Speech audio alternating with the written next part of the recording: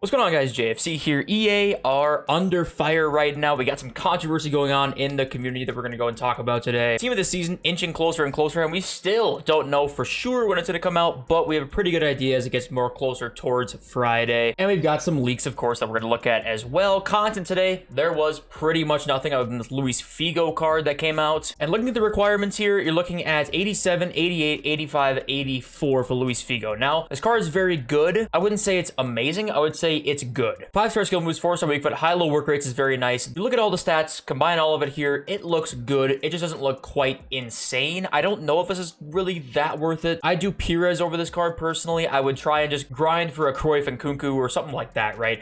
Figo to me is pretty much kind of a waste of fodder if you want to do him because team of the season is so close. If you're a Figo fan though, of course, like for sure go at it. It'll be the best Luis Figo card I'm sure that we're gonna have all year. But yeah, other than that, 84x7 refresh, and that is pretty much it. And if you look here at the expiration dates for the premium silver upgrade, let's go to favorites. I have more of them in here. We got like the premium mixed league upgrade. This actually expires in 4 days, so League SBCs expire relatively soon also. What could that mean for the team of the season release date? We don't really know for sure yet. We're gonna look at that on Twitter more here as the video goes on. But yes, premium mixed league upgrade expires, I think, on Saturday or Sunday at content time, and the premium bronze and silver upgrades expire on Friday. So because of that, we more likely maybe lean towards team of the season coming out on Friday. But if you look at this tweet right here, I've seen it on Donk's Twitter, but I've not seen this anywhere else. The usual leakers have not said anything yet, so I don't know if this is like a confirmed leak, but he says TOTS warm-up series is coming, will feature objectives, SBCs, and upgrade SBCs. TOTS theme packs like league upgrades, the eFigs packs we saw last year, which is like the top 5 leagues in Europe pack,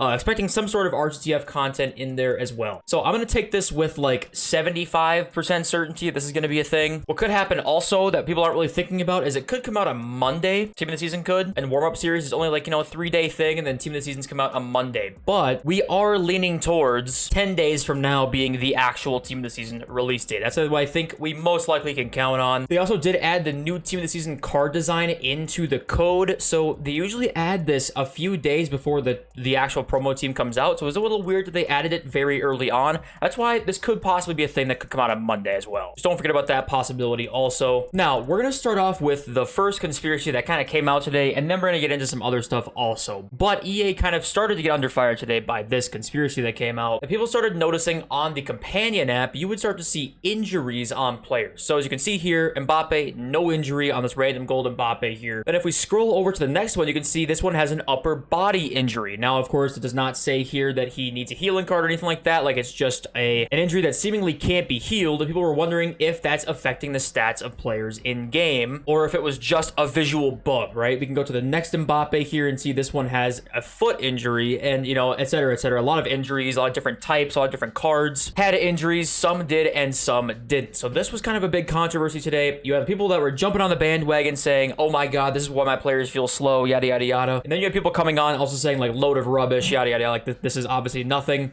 Now, what I think is most likely here is this was a visual glitch. I think that odds are, you know, we had a win-loss counter in FIFA that was not correct for 4 months. I mean, you're going to tell me that a visual glitch like this is not possible or the most likely outcome here? It probably is. Now, the issue is here is you can't really blame people for believing in some kind of conspiracy like this because the gameplay is at times bad for no reason. Inexplicable things seem to happen at times. Bad gameplay, slow servers. I mean, obviously the list goes on, and I can't blame people for like starting to believe in something like this or jumping onto the bandwagon and believing something like this because there are things that are nonsensical happening in the game on a gamely basis, whether it be the coding or the servers or whatever, right? So I can't blame people for jumping on it. I just think this is for sure a visual glitch. Honestly, I don't think there's any chance this is affecting things in game, and especially not EA purposely adding them. There's like a 1% chance that this actually was affecting stats in game and it was like an EA mistake. I think there's a 0% chance that EA were purposely doing this. I don't think that's a thing at all. Yeah, I'm fairly certain it's a visual glitch and it's actually pretty meaningless. Now, an EA respondent on the forums, I don't know if he's an employee or what he is, but he's affiliated with EA and he's on the forums. He responded to this claim saying, hey there, this is most likely a visual issue. I love how he says most likely. Like, that's not gonna stop any of these conspiracies from going on, but this is most likely a visual issue. Okay, well, they don't know for sure.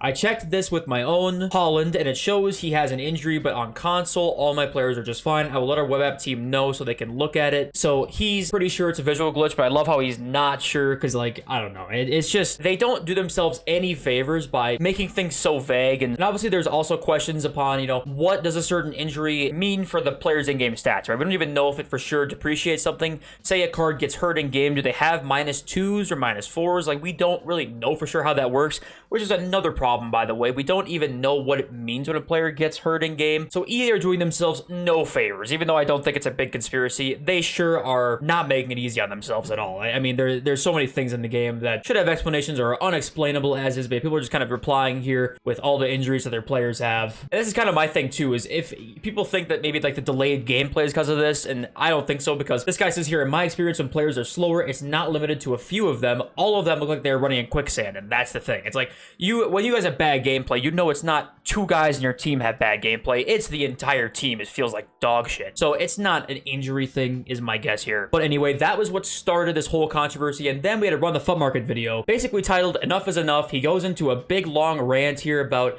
how EA are just not doing very well with this game right now. And he's not wrong in pretty much anything he's saying here. If you guys want to go and watch the full thing, you sure can. I was going to react to it, but for some reason, his audio quality is like bad. He has like this like humming in the microphone that's very difficult for me to be able to sit through, honestly. I love Nick, and he's one of my favorite content creators in general, but yeah, let me fix your mic. So I didn't react to it. If you guys want to watch it, you sure can. But basically, the quick points are, he thinks the game is fundamentally broken, especially at the top level. He's in Elite Division. I'm in Elite Division also. The game is broken at the top level. It always has been. It's not a big surprise, but he's also saying that not enough creators kind of call out the issues with the game recently. And that's one of his big points of contention also, which I do agree with, certainly. He was explaining that some content creators recently like got a package from EA talking about EAFC and kind of telling them to make like a promotion tweet about it. There's a lot of content creators that are kind of not necessarily on the EA payroll by any means, right? They're just kind of like cordial with them. They work with them, right? Here's a FUT Accountant tweet here. Nothing against FUT Accountant, by the way. I love his videos, but he tweeted, July can't get here soon enough, hashtag EAFC24, hashtag join the club, hashtag ad. So, you know, there's just certain content creators out there that work with EA, and there's nothing necessarily wrong with that, but are they more likely to not criticize the game or cross a certain line because they are partnered kind of with EA themselves, right? Are they not going to kind of cross that threshold of saying, hey,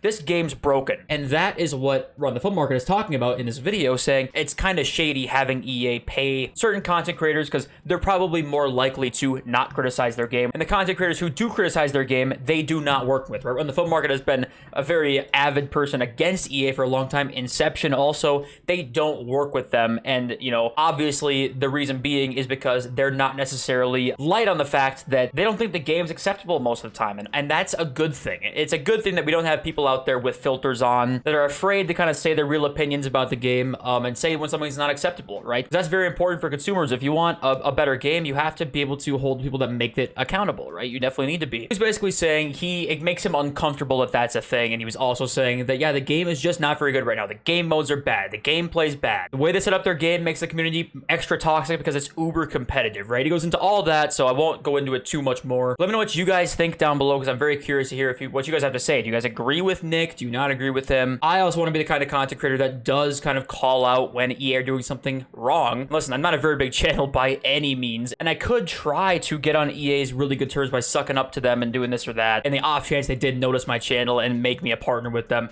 but I just don't feel right doing that also. So I'm in agreement with him. Let me know what you guys think also though down below. If we start by looking at the market right now, there's not much to talk about. It's basically the same stuff. We're probably gonna have TOTS warm up though this Friday, which means I think the market will actually do okay over the course of the weekend and into the very early stages of next week. It should do okay. I think we'll start to see panic big time like Tuesday and Wednesday, and at that point it's like an RIP to everything until like the end of TOTS basically, with slight rises here and there, which we'll talk about on a daily basis on the channel. But there is not much to talk about here, to be honest. Now what there is to talk about though, we talked about fodder yesterday. We should see warm up this Friday. That means I think there's no way fodder does not make a rise during the warm up promo, and whether that be this or just be like common golds and gold rares in general, right? Say we have like eFigs packs where it's like 6 commons, 6 rares, something like that, right? Basically anything that could come out is probably gonna make whatever's needed rise up. Now gold commons right now are are already expensive, so you can't really invest in these cards. But say these cards happen to go down again before we get some kind of e-figs packs. Say those come out on Monday, the gold commons go back down to like 400 coins. I think that's a great investment also. I think anything that's going to be required for these SBCs probably is going to go up because people are not going to be opening packs in general. There's not going to be much supply of anything. So I think pretty much every single rating, I think you can club stock. I think you absolutely should, and I think that it's a good idea. I really do think it's a good idea. So here's a concept of the community team of the season right here, and this is going to be something that we're kind of going to expect a team looking something like this, right? So if you want to kind of get an understanding of what the team's going to look like, it's going to be insane. It's just going to be good. This is probably what it's going to be like. Pretty much every card here is pretty insane. I mean, this Marcus Thuram is going to be one of the best midfielders in the game. Kim Min-jae is 90 pace. Benacer is going to be incredible. Danilo too. Bernardo Silva, of course, obviously in there. Gabriel Jesus, Rodrigo. It's going to be very good. And this is why when you talk about panic selling things and stuff like that, it's inevitable because these cards look great. The weight on team of the season is usually pretty good. So my guess is, yeah, I'm ready for it. I wish there wasn't really a TOTS warm-up promo, but I guess we're gonna have to just live with it. So if community comes out on the 28th, which will be next Friday, if it doesn't come out on the Monday or anything like that, this is what I probably think is the most likely schedule right here. So the 28th is the community TOTS, Premier League on the 5th,